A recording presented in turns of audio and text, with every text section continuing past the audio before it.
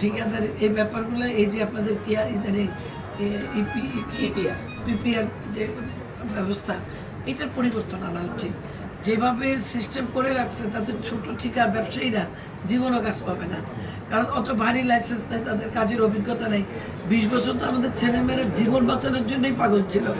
ঠিকাদারি তো দূরের কথা, ব্যবসা তো দূরের কথা।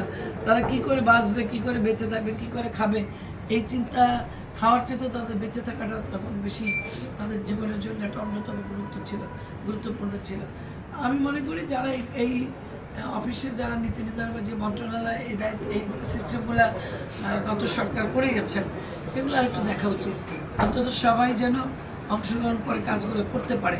এটা আমি অন্তত কি যেন একটা নতুন আসছে যে অনলাইনের সাথে সাথে ইজিপি, আমাকে আমাদের মেয়েরা বলে আপা ইজিপি আছে, টেন্ডার তো এখন ইজিপি যেতে না, ইজিপি বিজিপি তো আমি বুঝি নেই ভাই। তাই বলছি আমাদের যারা কাজ করতে পারে নাই, কাজ করে না, যারা বৈধ ঠিকাদার, যারা ব্যবসায়ী, তাদের ভিতরে কাজ যেন পায়, যেটা আপনারা খেয়াল রাখবেন। আমিও আপনার সাথে এই কথাটা একমত হয়ে বলতে চাই যে সিস্টেমটা পরিবর্তন করা উচিত, সবাই যাতে এখানে অংশগ্রহণ করতে পারে। যারা কোটি কোটি কোটি কোটি টাকার ব্যবসা 17 বছর করে আসছে, তারাই তাদের লাইসেন্স দেয়। আবার আগামী যত প্রজেক্ট, কারণ আমরা তো কোনো ভাই গায়ের জোরে কাজ করবো না, আমাদের তো নিয়মের ভিতরে যে কাজ করতে হবে, তারাই আবার কাজ দিচ্ছে, তারাই তাদের টেন্ডার সেই ওয়েটের জন্য তারাই কাজ পেয়ে যাচ্ছে। সুতরাং এই জায়গাটা পরিবর্তন আসা উচিত। আমাদের সরকার তো আসলে কাজ করতে চায়, সরকার কিন্তু এইখানে জনগণ, যাই হোক আমি ওই লাইনে না গেলাম যে কারা নৌকার, তখন এমনভাবেই সিস্টেম ওরা করে নিচ্ছে যে ওদের স্লোগান না দিলে কেউ চাকরি করতে পারতো না, ওদের ব্যাস না বলে চাকরি করতে পারতো না।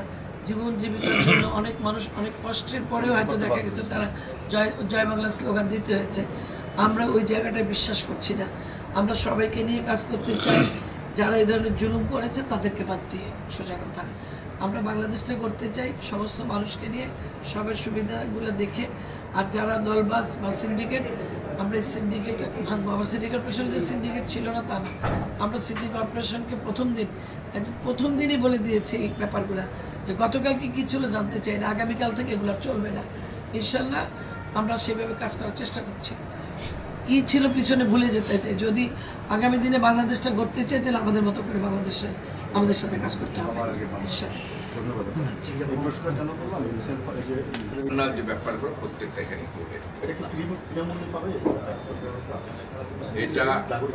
এটা পরবর্তীতে যে নির্দেশনা আসবে বা মেয়র মধ্যে সাথে আলাপ করে মাত্র তো হ্যান্ডওভার নিয়েছি, এরপরে কিভাবে কোন প্রোটোকলে বা কি স্ট্যান্ডার্ড সেট আপে চলবে এটা আমাদের নির্দেশনা হিসেবে